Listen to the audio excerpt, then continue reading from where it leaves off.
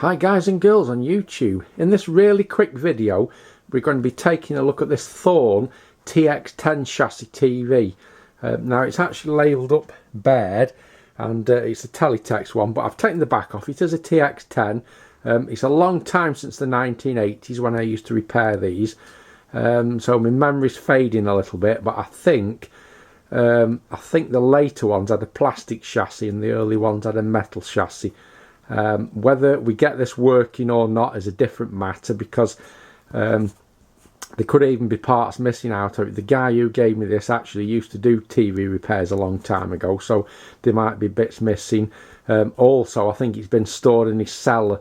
I've had a quick look in the back. It's not in the best of condition, so it's debatable whether we see it working in this video or not. So let's stop the camera and have a quick look inside. Right, so I found the actual genuine workshop service manual for it.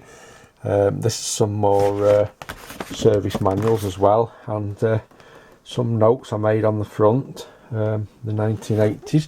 So over to the TV. As you can see, it's fitted with a Mullard A56 540X, which incidentally didn't last very long in Thorn sets. They lasted better in the Amstrad, the CTV 2200. But this is it. Yeah, it is a TX10. I'm pretty sure that the later version had a plastic chassis, but this is a metal one. Also, that focus control, I think that's a modification. I think the other one, the original one, fastened on here, and they had a common problem. They were sparking to chassis, and Thorn issued these as a replacement. So let's just have a quick look. Also, there was a little green LED on the tube base that was part of the biasing for the red, green, blue outputs. And oh yeah, it's still there, look. Little green LED. I think it set the emitter reference voltage to about 2 volts for the output transistors. And if that went open circuit, then you had sound but no picture.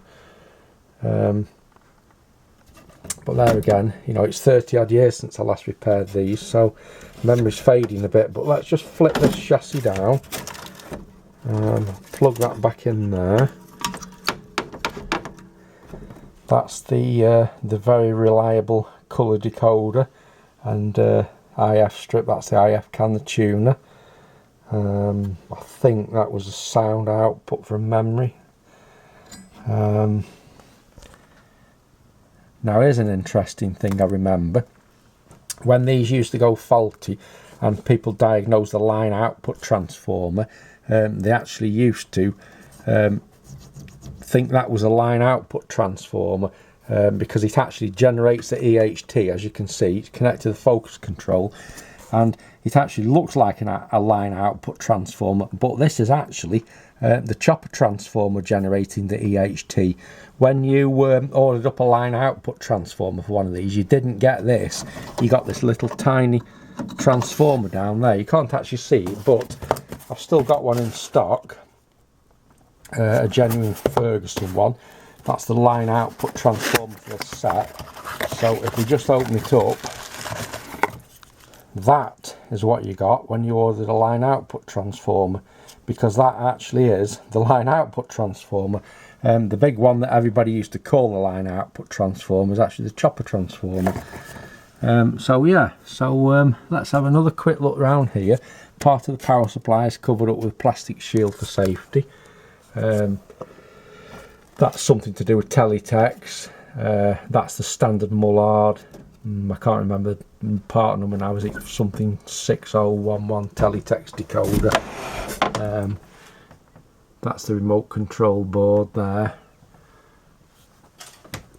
So what I'm going to do with this set, I'm just going to switch it on and see what happens, because there's a good chance it might not even work. In fact, I've just noticed the anode cap's been unplugged. So I mean, it might have even had the tube swapped in it. It might be a working set with a duff tube, who knows. But I'm not going to do a lot to this, because it's actually in quite poor condition. It's going rusty in places. The cabinet, which would originally have been brown, somebody's covered this with black Fablon. to make it look like a newer set than what it is. These were originally brown in colour. So yeah, that's the Thorn TX10. I think we'll slip the anode cavity cap in and just switch it on, see what happens. Right, so a quick look at the service manual before we turn it on. That's the big transformer there, and if you look there it says chopper and EHT transformer. The actual line output transformer, there's that little tiny one there, and that's connected to the collector, the BU208. So that's what I was telling you about. So anyway, it's plugged in the mains. I'm not going to switch it on from the telly, we're going to switch it on from here. So I'll just get the camera in focus. I'm really not expecting this to work, but I'm going to switch it on here and we'll just see what happens. Yeah, well, as I expected, absolutely nothing. So yeah, obviously it needs some further end investigation. There could very well be parts missing out of it. So alright guys, thanks for watching. I've just shown you another little piece of history. Whether I ever get this going or not is a different matter, because it's not in the best of conditions. Alright, I'll see you in the next video. Thanks for watching. Goodbye.